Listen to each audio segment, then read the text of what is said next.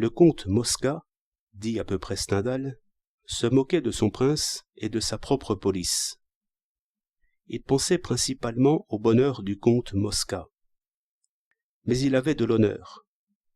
Entendez qu'il n'aimait point céder à la peur, et qu'il aurait sacrifié toutes ses places plutôt que de trahir le secret d'un ami. Les personnages de Stendhal sont réels, parce qu'ils sont d'une certaine manière en solitude. Ce qui leur reste de vertu est d'or pur sans aucun mélange. Fabrice à Waterloo ne cherche nullement à étonner les autres. Il ne pense qu'à dompter cette peur qui lui monte des entrailles. Et encore est-il en doute si cette peur était la vraie peur, et si cette bataille était une vraie bataille. Le plaisant, c'est que ce jeune homme, qui est catholique sans l'ombre d'un doute, ne pense point du tout au ciel ni à l'enfer, pendant qu'il galope. Son Dieu le laisse seul, et sa patrie de même. C'est un homme qui éprouve sa propre volonté. Nos moralistes d'État voudraient faire croire que l'on meurt pour la patrie, mais ce genre de vertu nous est extérieur.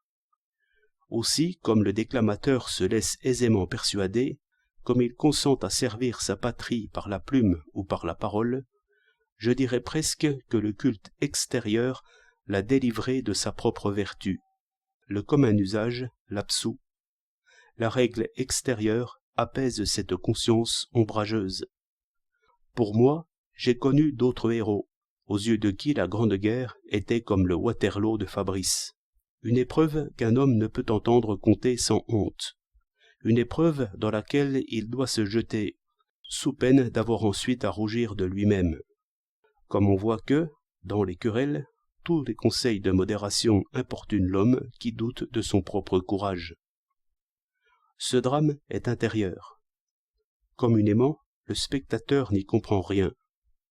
Le héros est abondamment ravitaillé de raisons extérieures et proprement académiques, mais il les repousse, non sans politesse. Il pense à autre chose.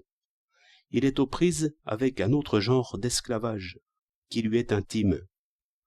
De là un appétit de mourir, qui étonne le spectateur.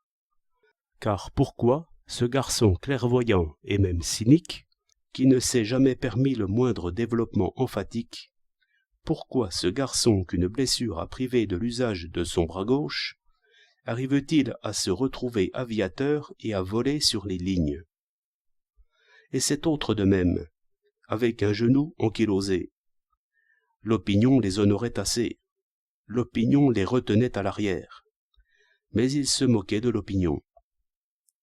Un charmant capitaine, qui se moquait lui aussi de beaucoup de choses, et qui n'a jamais déclamé, me disait au retour de l'hôpital « Je me suis fait blesser d'une sotte façon. L'ennemi bombardait. C'était l'heure de ma toilette, et j'ai coutume de faire ma toilette au dehors. J'hésite, et aussitôt il me semble que je ne puis plus me dispenser d'y aller. Autrement, je soumettais ma volonté à la puissance extérieure. Remarquez que personne ne me voyait. Si vous écrivez sur le courage, n'oubliez pas de citer cet exemple-là. Je tiens ici ma promesse. Ne faisons point grimacer le héros.